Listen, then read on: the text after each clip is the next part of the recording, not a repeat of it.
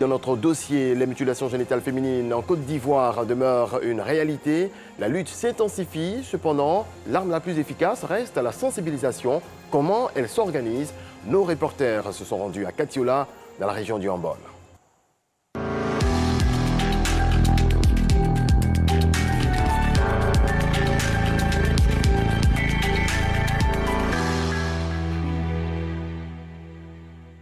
Selon la dernière enquête à indicateurs multiples de 2016, la Côte d'Ivoire enregistre plus de 36% de femmes mutilées. Parmi les zones à forte prévalence, le Grand Nord, avec 57% de cas. Là-bas, la sensibilisation se poursuit. Georgette Ido Fofana s'est rendue sur place. Voici son dossier.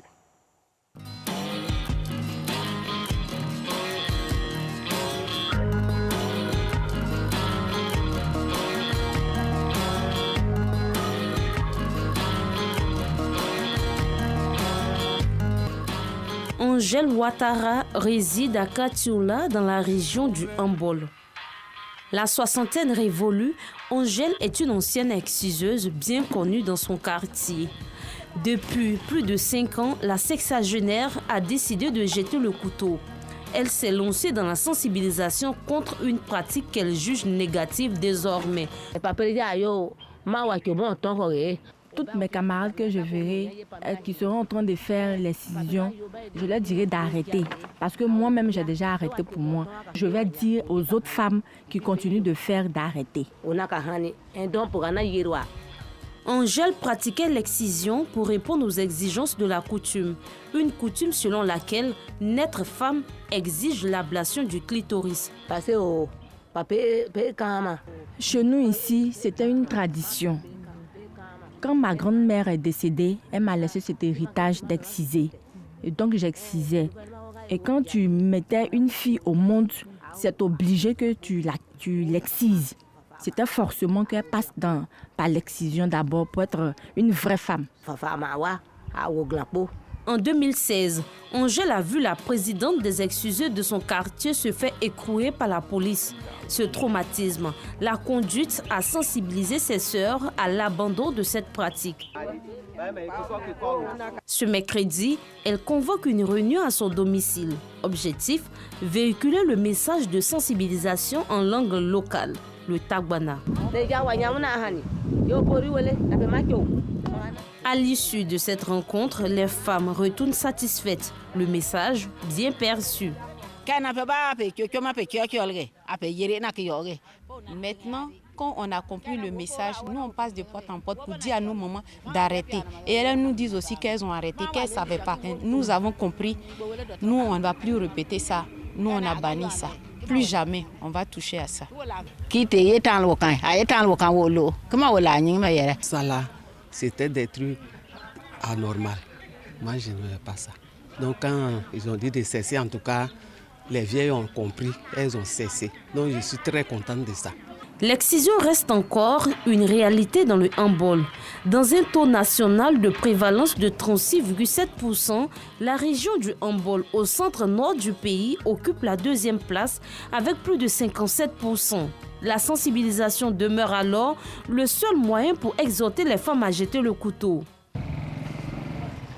À l'occasion de la Journée mondiale de lutte contre les mutilations génitales féminines, célébrée chaque 6 février, Clarisse Tewa, présidente de l'ONG ABFEV, Association pour le bien-être des femmes victimes de l'excision, effectue une mission de sensibilisation dans la région. Une manière d'encourager les femmes, exciseuses ou non, à bannir cette pratique abjecte.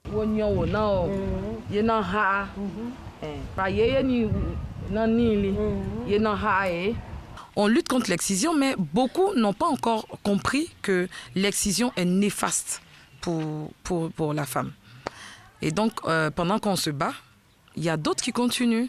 En réalité, on continue de se battre, mais les gens vont plus loin pour faire l'excision.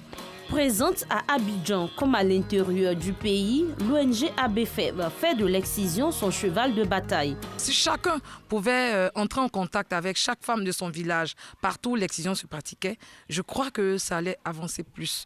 En même temps que je lutte contre l'excision, je fais la promotion de la restauration du clitoris en Côte d'Ivoire. Les actions de l'ONG saluées par Dame Traoré, elle qui a perdu sa fille de 10 ans, alors élève en classe de CE1. La jeune fille est décédée pendant son excision, un douloureux souvenir qui hante encore ses journées. Quand je pense à ça, ça me fait très mal. Surtout, je souffre. Surtout quand je vois aujourd'hui les filles qui sont là, qui ont la même promotion avec ma fille, quand je les vois passer, à chaque fois quand je les vois, j'ai mal. Ça me fait mal.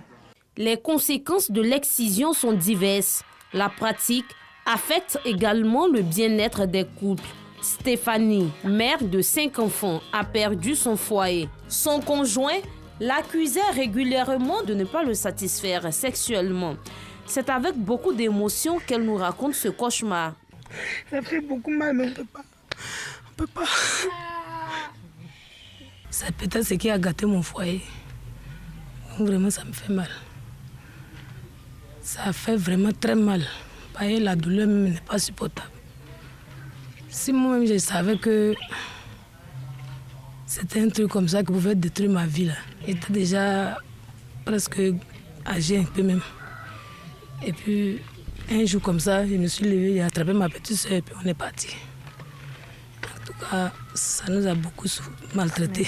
Selon la dernière enquête à indicateurs multiples de 2016, le Grand Nord enregistre un taux de prévalence de 79% de femmes mutilées. De 2018 à 2021, la ville d'Abidjan a enregistré 104 cas d'excision. L'excision est punie par la loi numéro 98-757 du 23 décembre 1998 est passible d'une peine d'emprisonnement d'1 à 5 ans avec une amende de 360 000 francs à 2 millions de francs CFA.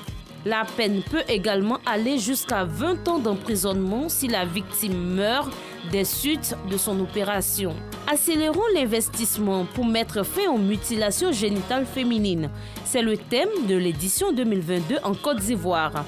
Un engagement pour mettre fin à cette barbarie infligée aux femmes et préserver la vie des petites filles.